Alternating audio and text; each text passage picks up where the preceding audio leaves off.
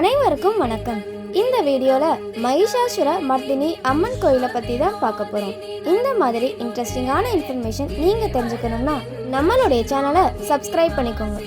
இந்த மகிஷாசுர மர்தினி அம்மனுடைய ஆலயம் மத்தூர் அப்படிங்கிற ஊர்ல தான் இருக்கு. ஒரு முறை மகிஷாசுரன் பிரம்மதேவன் கிட்ட ஏராளமான வரத்தை பெற்று தேவர்களை துன்புறுத்தி வந்தாங்களாம். நான் யாராலையுமே கொல்லப்படக்கூடாது, ஆனா ஒரு பெண்ணால் மட்டும் கொல்லப்பட வேண்டும் அப்படின்னு மகிஷாசுரன் வரத்தை பெற்றாங்களாம். இந்த மாதிரி வரம் பெற்ற மகிஷாசுரன் தேவர்களை துன்புறுத்தியதால அவங்கள வதம் செய்ய மும்மூர்த்திகளும் சேர்ந்து அம்மகிஷனை கொல்ல பேரொளி கொண்ட ஒரு பெண்ணை படைச்சாங்களாம்.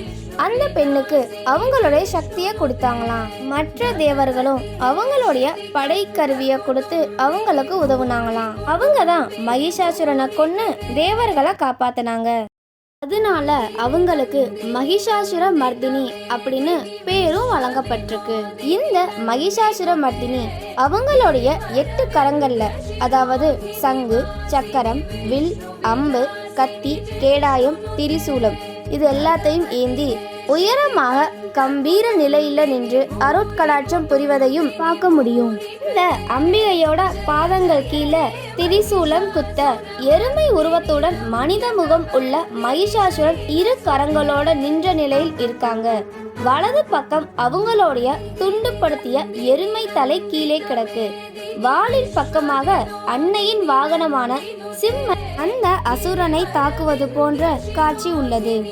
1962ஆம் ஆண்டு இந்த பகுதியில ரயில் தடத்தை அமைத்திட முயற்சி பண்ணும்போது பணியாட்கள் சிலர் பூர்ச்சியாகி கீழே சாஞ்சாங்களாம்.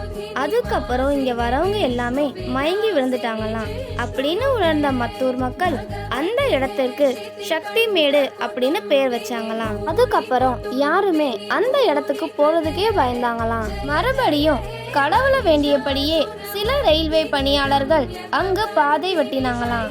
அப்போ பள்ளம் தோண்டிய இடத்துல மகிஷாசுர மர்தினியின் உருவச்சிலை குப்புற கவிழ்ந்து மண்ணால் மூடப்பட்டிருந்துச்சாம். அதுக்கப்புறம் அங்க கோவில் கட்டி அம்மனை பிரதிஷ்டை செஞ்சாங்களாம். இங்குள்ள வடப்புற பிரகாரத்துல உள்ள மரத்துல திருமணம் நடக்க வேண்டியும் பிள்ளை வரம் வேண்டும் அப்படின்னும் விதவிதமா கலர் துணிய கட்டி வைப்பாங்களாம் என்று சிறப்பு வழிபாடு உண்டு. நவராத்திரி காலத்திலையும் பங்குனி அப்பையும் இங்கு உள்ள அம்மனுக்கு திருவிழா நடைபெறுமா.